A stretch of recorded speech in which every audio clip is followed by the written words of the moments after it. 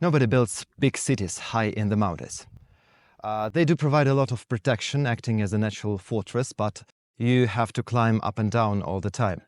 So castles do exist in the mountains, small villages, but no one really builds anything large up here.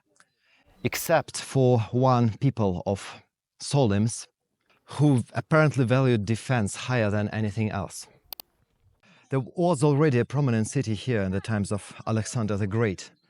Later, they were integrated into the Roman Empire, and those were really prosperous times. The population of the city might have been more than 10,000 people. But they still continued to live up here in the mountains rather than down in the valley, until a catastrophic earthquake that brought the city to an end. I'm approaching the city of Termessos in a way that I'm actually supposed to, through a necropolis. The ancient Romans organized their cemeteries in a manner that may seem strange to us. For them, the memory of their dead ancestors was a thing to always remember, to be proud of, and to display. So this is the main road entering the city. In every decent Roman city, before you would enter the gate, you'd see an image like this. Sarcophagi and tombs line up on both sides of the road, sometimes in multiple rows and levels. Together they form an ensemble, something like a big common facade of a street, introducing the visitors to the city.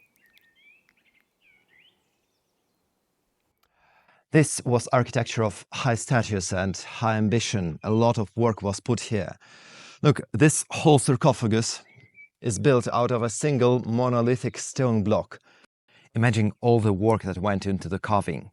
The outer surface is done in a very clean finish, and the inner side would be only visible to the buried, so it's a bit more rough. We can see the tool marks. Well, at least they made a little pillow here. Another gorgeous tomb. The lower part, the base, remains, and the upper part, which must have been huge, has collapsed. The remnants, however, are shattered all around in the bushes, so we can have a pretty good idea how the upper part must have looked like. And I can tell you this should have been the most beautiful tomb in the whole necropolis. Just have a look what's lying around. Here is a pedestal of a column, rectangular and then octagonal. The column fragments, they're all here around in the bushes. Here they are, and the columns were spiraled. That must have looked fantastic. And then there were even full-scale statues on this tomb. So it must have belonged to some very wealthy or notable person. Here is another massive tomb that must have belonged to a whole family. On the left side, we see the gorgeous lion relief. On the other side, something symmetrical was supposed to be carved. We can see that the sculptor just started working here. Probably he intended to make another lion relief. We'll never know what happened here, what stopped this relief from being finished. Maybe the family ran out of money, or probably it was this very catastrophic earthquake that happened at this moment. But for the last 2000 years, this part of the tomb remains unfinished. Now let's enter the city gates. I'm friendly, so I go in with no trouble, but any ancient aggressor would face impenetrable defenses here. So on one side of the road we have the mountain canyon.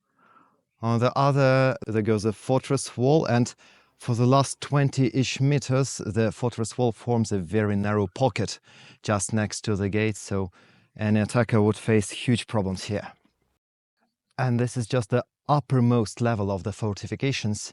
There are at least two more down below, so this incomparable level of fortifications is the reason why even Alexander the Great didn't assault the city as he usually did, but preferred just to pass it. Even the Romans, when they integrated all the surrounding lands, left Termessos with a high level of autonomy. They even produced their own coin here without the emperor's portrait, but with the word autonomous on them. Now we've gone up to the very heart of the city. The mountains here provide still a lot of protection, but they don't really give you much flat space to live on. So the inhabitants had to build it for themselves. So this huge massive wall goes across the canyon, and behind it there is an artificial terrace. So the inhabitants have constructed it to situate the main square of the city on it. The whole structure is pretty sophisticated. There are even drainage tunnels inside it to provide some passage for the mountain water. So this is where the main colonnaded street used to be, a kind of city space typical of the Roman Empire. This is how it would have looked, with rows of columns lining the central road and shops along the street. Now everything has collapsed because of the earthquake, but you can still notice the straight axis of the street.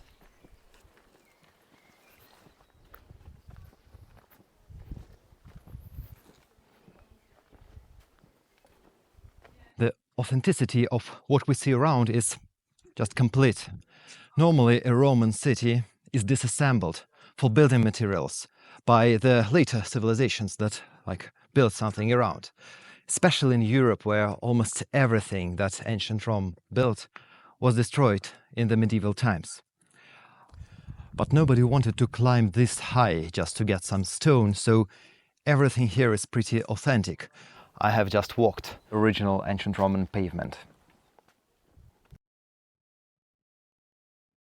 This must have been a strategically important thing. There is a row of huge underground cisterns for water storage.